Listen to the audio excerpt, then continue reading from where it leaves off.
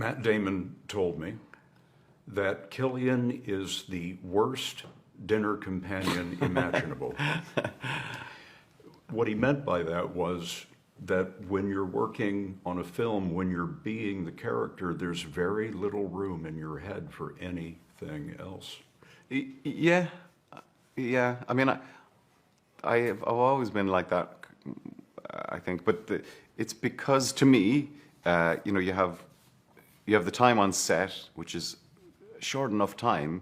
You know, you have 10 hours maybe, and then the other part, if you've got a significant part, you're having to keep your lines fresh.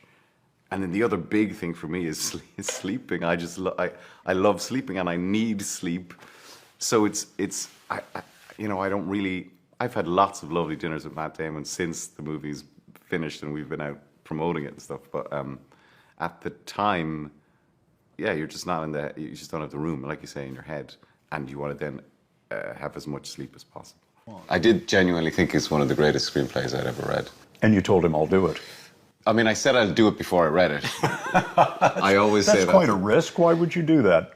It's always paid off for me, you know, in every film that I've worked with him on. I remember at one point I said to Chris, Chris, there appears to be, he appears to speak Dutch here, and I think he's giving a lecture in Dutch here. What are we going to do about that? And Chris said, you mean, what are you going to do about that? I think instinct is your most powerful tool that you have as an actor.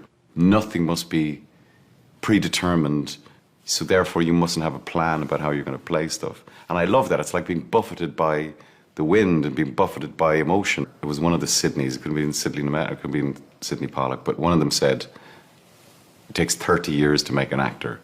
It's not just technique and experience and all that, it's maturing as a human being and trying to grapple with life and figure it out and all of that stuff. So by the time you've been doing it for 30 years, you've all of that banked, hopefully. And eventually then, I think you'll get to a point where you might be an okay actor. You have screwed this up, though, you know. In what way? You used to be an actor. Yeah. And now you're a movie star. Okay. Am I? I think you can be both.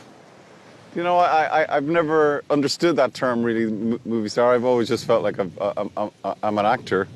That's, I think, a term for other people, rather than for me.